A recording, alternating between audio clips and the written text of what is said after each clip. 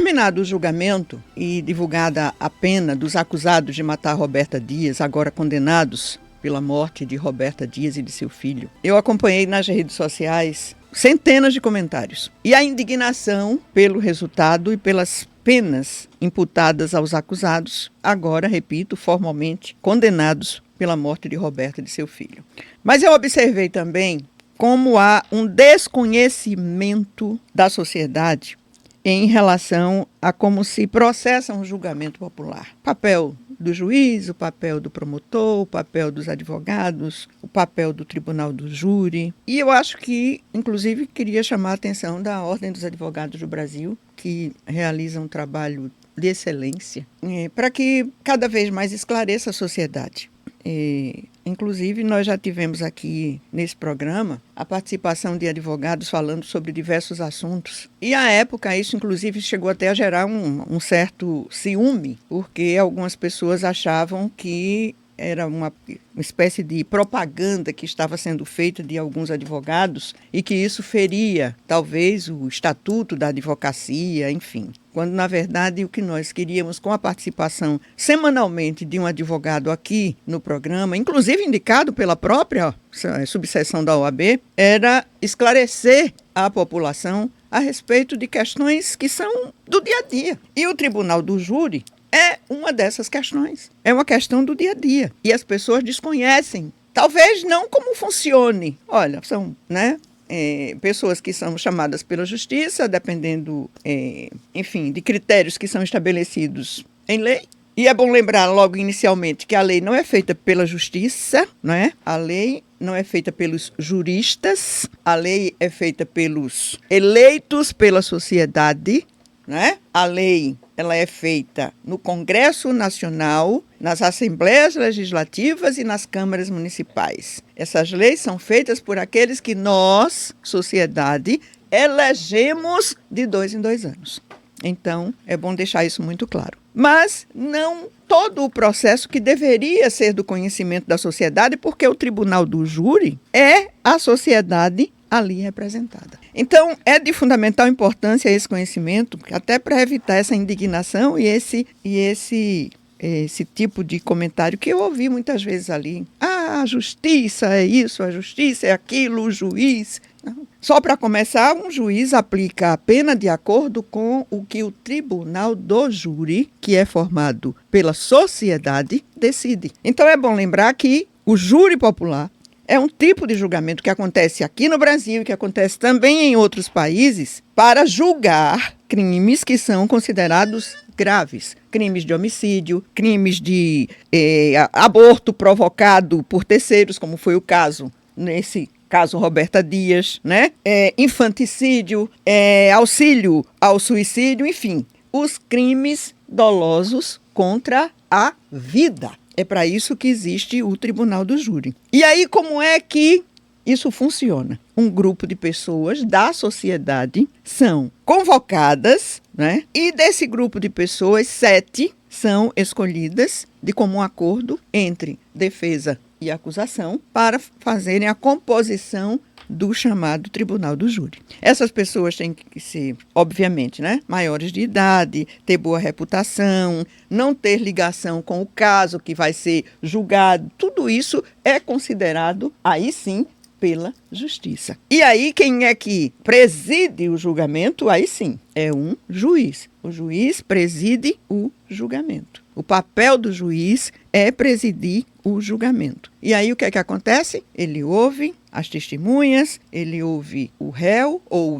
os réus, como foi o caso, ele ouve os promotores, que são a acusação, é o representante do Ministério Público, ele ouve os advogados que vão apresentar os seus argumentos na defesa, dos seus, como eles chamam, pacientes, Enfim, e depois de tudo apresentado, aí os jurados, os 7 escolhidos na sociedade, os 7 que representam a sociedade, eles entram em uma sala secreta e eles vão responder a quesitos formulados. Quem acompanhou as notícias do caso Roberta Dias viu que houve, inclusive, algumas discordâncias em relação aos quesitos apresentados. Vocês viram aí nas matérias. Você viu? Lembra que você viu isso, Júlio César e Christian, né? Que havia algumas, enfim, indecisões em relação a esses quesitos. Depois, porque os quesitos são analisados tanto pela acusação quanto pela defesa. E aí, cada jurado vota naqueles quesitos, naquelas perguntas que são feitas, sim ou não. E essa decisão não precisa ser uma decisão dos 7 representantes da sociedade. Pode ser maioria simples. É culpado se 4 responderem que sim e 3 responderem que não, vale a maioria simples. É inocente se 4 responderem que sim e 3 responderem que não, é maioria simples, está decidido.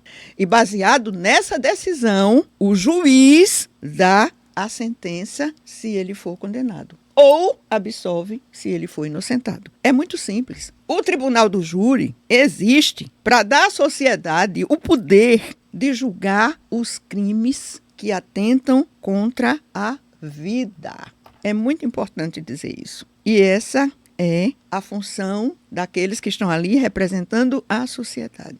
Aí você me pergunta, e o resultado do caso Roberta Dias? Porque até agora há pouco diziam, olha, encontrei pessoas que diziam, estou ansiosa para ouvir o seu comentário na segunda-feira em relação ao resultado do julgamento. O que eu tenho a dizer é o seguinte, é que as pessoas podem escapar da lei, mas as pessoas não escapam e não podem fugir da própria consciência. Porque escapar da lei depende muito da competência, da eficiência, tanto da acusação quanto da defesa. E as pessoas podem também escapar da lei por conta da própria lei. E aí eu repito, lembrando que a lei é feita por aqueles que nós elegemos. A lei é feita por deputados, senadores e vereadores. Lei é feita pelos parlamentos, não é pela justiça. Não são os juristas. Aliás, deveria ser, porque existem tantos absurdos, mas a verdade é que a lei é feita e é, enfim, julgada e aprovada por aqueles que nós elegemos. E aí, o que é que se pode dizer a respeito desse julgamento esperado com tanta ansiedade pela sociedade? E aí a gente tem que parar e refletir sobre várias questões.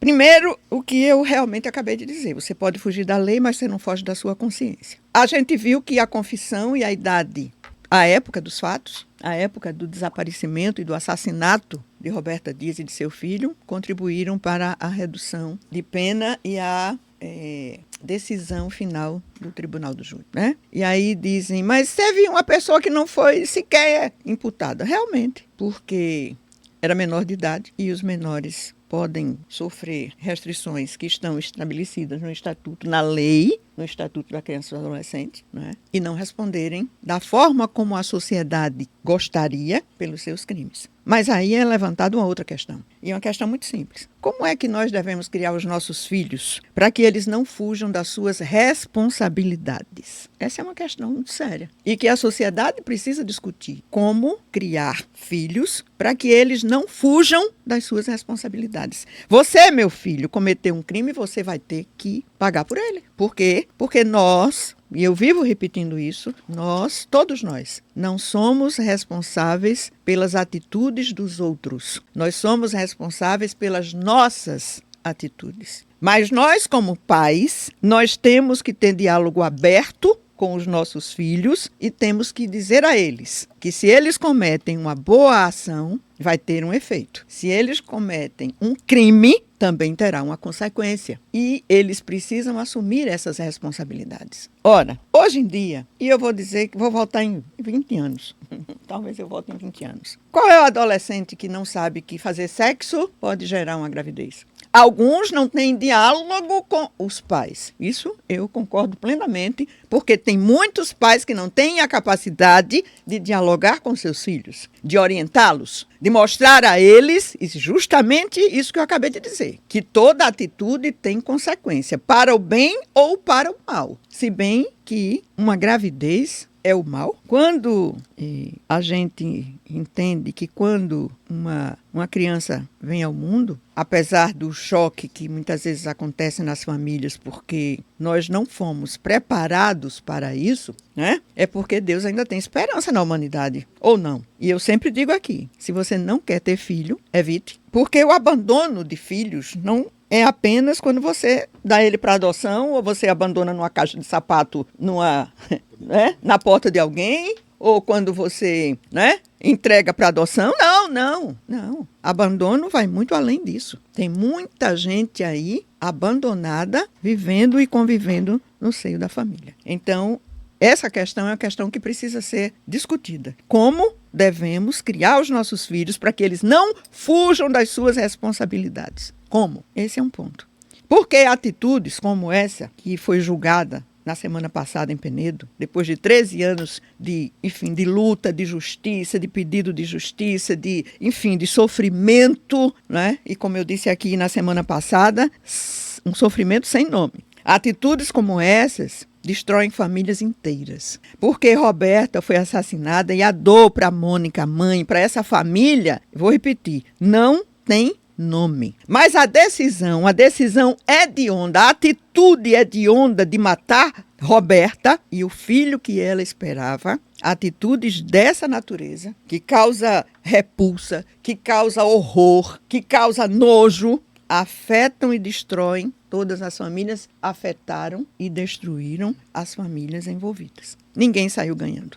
Num processo como esse, ninguém sai ganhando, de jeito nenhum. E muito menos a sociedade. A sociedade ali, representada naquelas 7 pessoas que estavam sentadas no tribunal do júri. Quando sai de um tribunal do júri a decisão que, aos olhos da sociedade, isso foi claramente demonstrado nos comentários, nas redes sociais, nos grupos de WhatsApp, enfim, nas manifestações que nós ouvimos aí durante todo o fim de semana, quando sai uma decisão como essa, que aos olhos da sociedade beneficia os réus, qual é o recado que fica?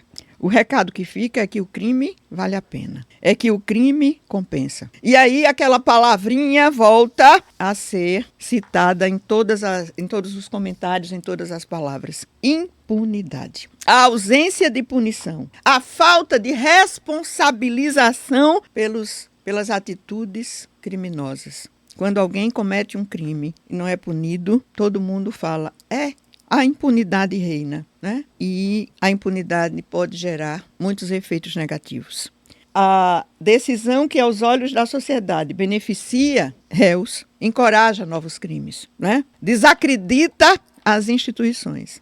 Aumenta aquele sentimento de injustiça e de revolta na sociedade. E nós temos exemplos históricos. Não é preciso ir longe. Nós temos exemplos históricos. Mas o que eu digo é o seguinte, quem perde com isso somos todos nós. Quem perde com isso é a sociedade. Mas a gente não pode simplesmente balançar a cabeça, ou aceitando, ou negando, ou lamentando, e simplesmente deitar a cabeça no travesseiro e fazer de conta que nada aconteceu. A gente precisa seguir em frente, e seguir em frente com a certeza de que é preciso reparar, é preciso refletir, é preciso, fazer diferente. Sempre. Porque a cada dia, né, isso é clichê, nós abrimos uma nova página em branco. E somos nós que temos que escrever aquela página que está ali. Cada um carregando a sua herança de valores, né? A sua herança de conhecimento, a sua herança de erros e de acertos. E nós devemos fazer isso, nós como sociedade. O que nós estamos fazendo, o que cada um de nós está fazendo para mudar esse tipo de situação.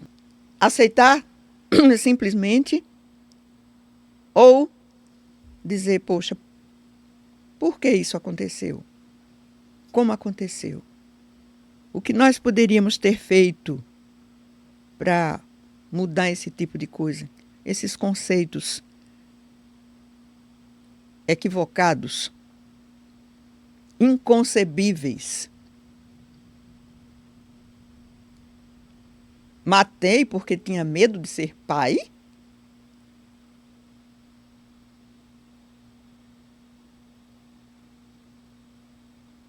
Matei porque tinha medo do meu pai? Matei porque tinha medo das consequências?